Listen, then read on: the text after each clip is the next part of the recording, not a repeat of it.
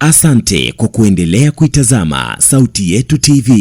Kama bado hujasubscribe Sauti Yetu TV, gusa kitufe chenye alama nyekundu kisha alama ya kengele ili uwe wa kwanza kupata habari na matukio mbalimbali. Hii ni Sauti Yetu TV.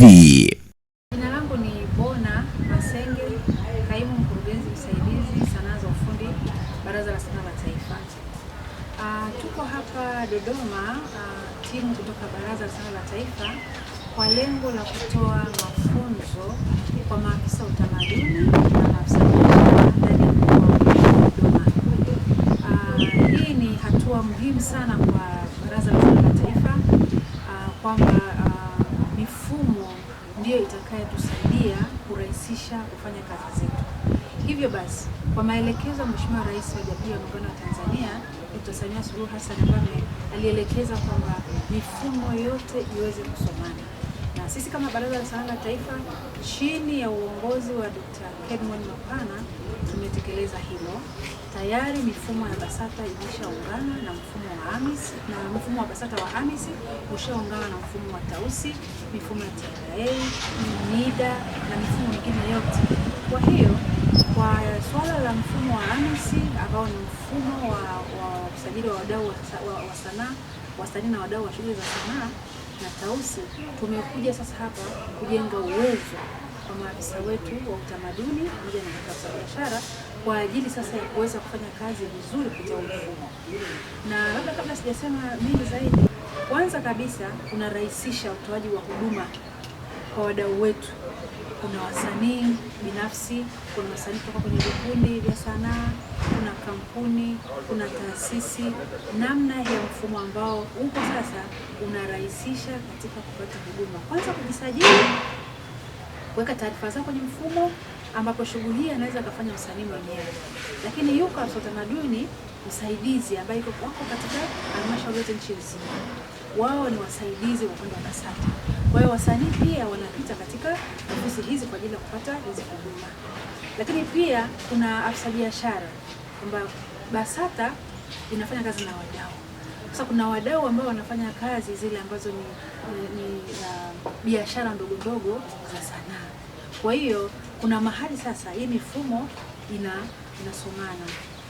Msajili, mdau anapojisajili, kuna asilimia fulani anakatwa, makato yale yanakwenda BASATA na makato mengine yanakwenda halmashauri. Ndio lengo la kukaa pamoja, kutoa mafunzo, kuelekezana ni namna gani huu mfumo unafanya kazi. Kwa sisi kama BASATA tunashukuru sana kwa uongozi wa mkoa pamoja na ofisi ya utamaduni hapa, wametoa ushirikiano mkubwa sana na mahudhurio yamekuwa mazuri. Watu wanaendelea kufanya mazoezi kwa ajili ya kutumia huu mfumo. Na niseme tu awali BASATA tulikuwa hatuna mfumo. Kwa hiyo ilikuwa ni gharama sana kwa mdau kuweza kusajiliwa BASATA. Inachukua muda mrefu, wakati mwingine mpaka safari mpaka Dar es Salaam, aje alete katiba yake, alete taarifa zake.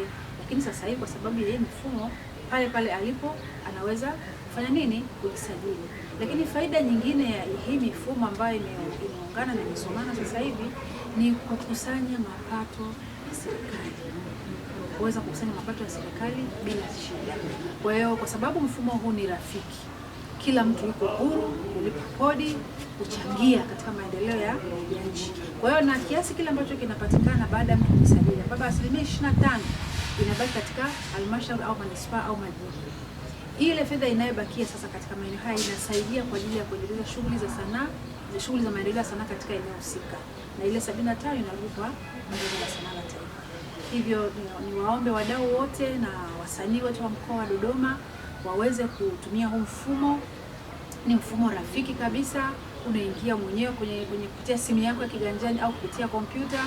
Na ukikwama, Baraza la Sanaa la Taifa liko wazi, milango iko wazi, wako madesk office ambao muda wote unafanya kazi usiku na mchana kwa ajili ya kuhudumia wateja pale ambapo wanahitaji msaada wowote. Karibuni sana BASATA, furahie huduma zetu za BASATA ambazo ni rafiki. Asante sana. Kwa jina naitwa Isaac Noli Bilali, ni afisa habari na uhusiano Baraza la Sanaa la Taifa BASATA kwa kifupi.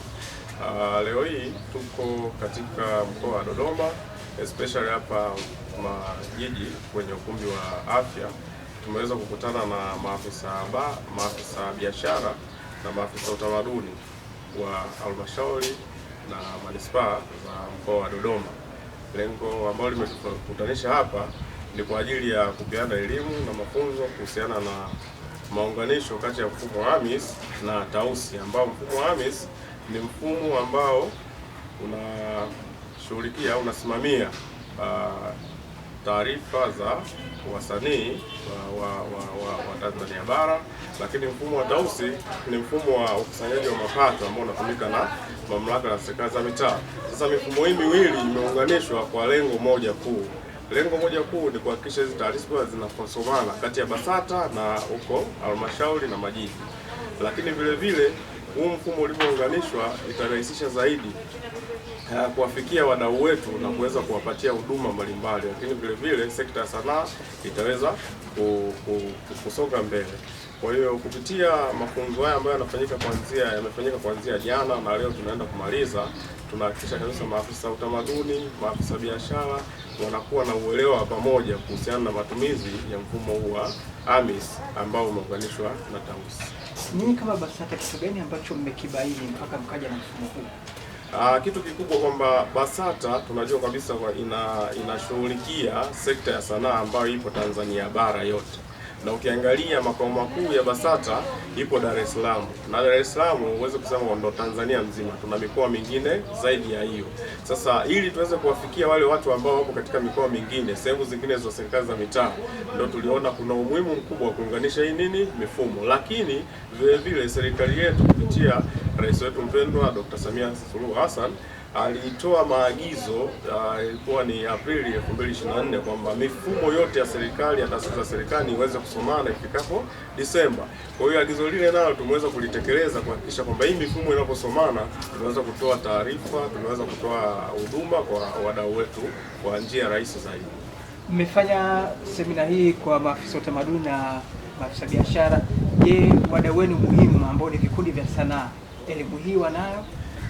Kwa kiasi kikubwa tunapopita, ndio maana tunatumia wenzetu wa media. Tunajua media ni chombo ambacho kinaweza kusaidia kwa taarifa moja ikawafikia over millions of watu ambao mnahudumia. Tunatumia media kwa ajili ya kuhakikisha tunawafikia wadau wetu, lakini vile vile utagundua kwamba sisi kama maafisa kutoka BASATA tumejigawa, wengine wapo katika mikoa tofauti tofauti. Lengo tunapofika sehemu kama hii, tukikutana na maafisa biashara, tukikutana na maafisa utamaduni, elimu ambayo tunaitoa wao watawafikia. Lakini vile vile kuna washa na semina mbalimbali ambazo huaga tunazitoa kwa ajili ya wadau wetu mbalimbali. Lakini pamoja na semina na kutoa hizo washa, lakini huwa tunawatembelea mdau mmoja katika sehemu zile ambazo wanafanyia kazi. Lakini vile vile tunawa encourage kwa kuwakutanisha na makundi mbalimbali ya kuhakikisha sekta zao za sanaa zinaweza kufanyika. Kikubwa kwamba linki kati ya BASATA na wadau wetu tunazidi kuimarisha, pale tunawatembelea, tunawalika ndani ofisini kwetu, lakini kupitia maafisa utamaduni tunakuwa tunawafikia na kuwapa elimu ambayo inastahili kwa ajili ya maendeleo ya sekta sana. Naitwa Kelvin John Msumule, ni nasimamia masuala ya utamaduni katika halmashauri ya wilaya ya Kongwa. Kwa muda wa siku hizi mbili kuanzia tarehe 7 mpaka leo tarehe 8 mwezi wa 5 2025 tumekutana hapa kwenye huu ukumbi tukiwa na mafunzo maalumu kutoka Baraza la Sanaa la Taifa, yani BASATA, tukipitishwa au tukipewa mafunzo maalumu juu ya mfumo mpya wa usajili wa vikundi mbalimbali vya sanaa ambao unajulikana kama AMIS. Sasa mfumo huu wenyewe kwa sasa umeunganishwa pamoja na mfumo wa Tausi. Ukiwa kama mwakilishi kutoka wilaya ya Kongwa na mwenye dhamana ya utamaduni katika wilaya hiyo, kipi ambacho umekibaini katika mafunzo haya siku mbili? Awali yote tunapenda kuwapongeza BASATA kwa kuja na mfumo maalum hasa wa usajili, ambapo kwa kwetu sisi ngazi za halmashauri utatusaidia hasa katika masuala ya kuhakikisha kwamba tunarasimisha vile vikundi ambavyo viko katika maeneo yetu, lakini pia utatusaidia katika kuongeza masuala mazima ya mapato katika halmashauri zetu za taifa. Kwa mfumo huu sasa umekuja kutusaidia zaidi katika kuongeza mapato katika halmashauri zetu. Kumbuka kwamba mwanzoni tulikuwa tunasajili katika njia tofauti na hii ambayo leo tunaenda kuianza. Moja kwa moja tunaenda kusajili kwenye mfumo. Kwa hiyo kazi yetu kubwa ambayo sisi tunaenda kuifanya kuanzia sasa ni kwenda kutoa elimu juu ya wasanii mbalimbali, vikundi vya ngoma, vikundi vya kwaya, vikundi vya kaswida na watu mbalimbali ambao wanamiliki masuala ya kumbi mbalimbali za burudani waweze kujisajili kwenye mfumo huu ili waweze kuendesha shughuli zao katika kutambulika na mamlaka za kiserikali. Umekuja hapa kwa chini ya udhamini wa BASATA. Kitu gani ambacho umekibaini ukiwa kama afisa biashara kutoka nacho? Kitu nilichokibaini katika haya mafunzo, kwanza kabisa ni kuongeza ujuzi katika kazi yangu.